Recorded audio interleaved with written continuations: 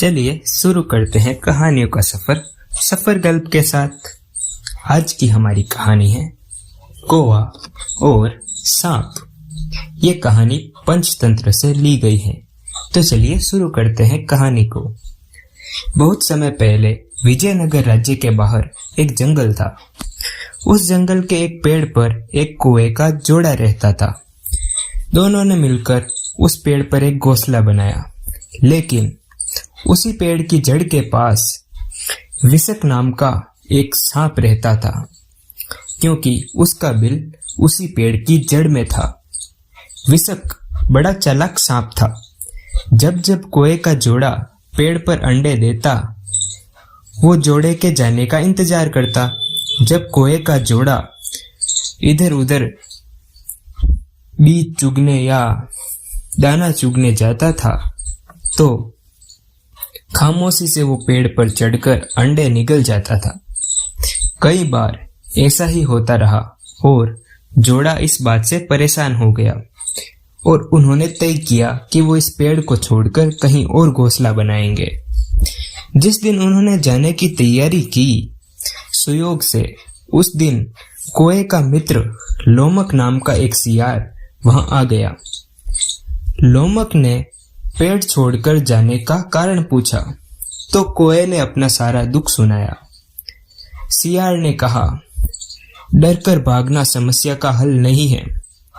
क्या पता दूसरे पेड़ पर कोई और मुसीबत मिल जाए।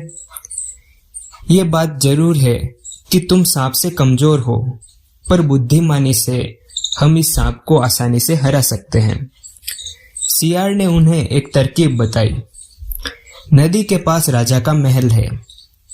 हर सुबह राजकुमारी वहां के तालाब में स्नान करने आती है और जब वो स्नान करती है तो अपने गहने किनारे पर रख देती है। तुम वहां उड़कर जाओ और कोई भारी आभूषण चोंच में डालकर सीधे सांप के बिल के पास गिरा दो। राजा के सैनिक तुम्हारे पीछे जरूर आएंगे। फिर आगे वो ही करेंगे जो करना होगा। कौवे ने वैसा ही किया जैसा सियार ने उससे करने को कहा। अगली सुबह कौवा सीधा तालाब के पास उड़कर पहुंच गया। जब राजकुमारी नहाने के लिए वहां पहुंची और जब वो नहाने में मग्न थी, कौवा झपट्टा मारकर एक हार को चोंच में दबाकर उड़ गया। सैनिक शोर मचाते हुए उसके पीछे दौड़े। कौवा हार लेकर जंगल में अपने पेड़ के पास आया और हार को सांप के बिल के पास गिरा दिया। हार की चमक देखकर सांप बाहर आ गया। जब सैनिक वहां पहुंचे तो देखा कि सांप गहने पर कुंडली मारे बैठा है। उन्होंने तुरंत अपने भाले से उसे मार डाला और आभूषण लेकर वहां से चले गए। उस दिन के बाद कौवा अपनी पत्नी के साथ शांति से वहां रहने लगा। उसके अंडे अब सुरक्षित थे और पहली बार उनके चूजे दुनिया में आए। उन्होंने सियार को धन्यवाद किया, क्योंकि उसी की सलाह से सब कुछ हो पाया। सीख: कभी कभी मुसीबत का सामना बल से नहीं, बुद्धि से करना पड़ता है। ये कहानी आपको कैसी लगी कमेंट्स में जरूर बताना और मजेदार कहानियों के लिए अभी हमारे चैनल को सब्सक्राइब करें।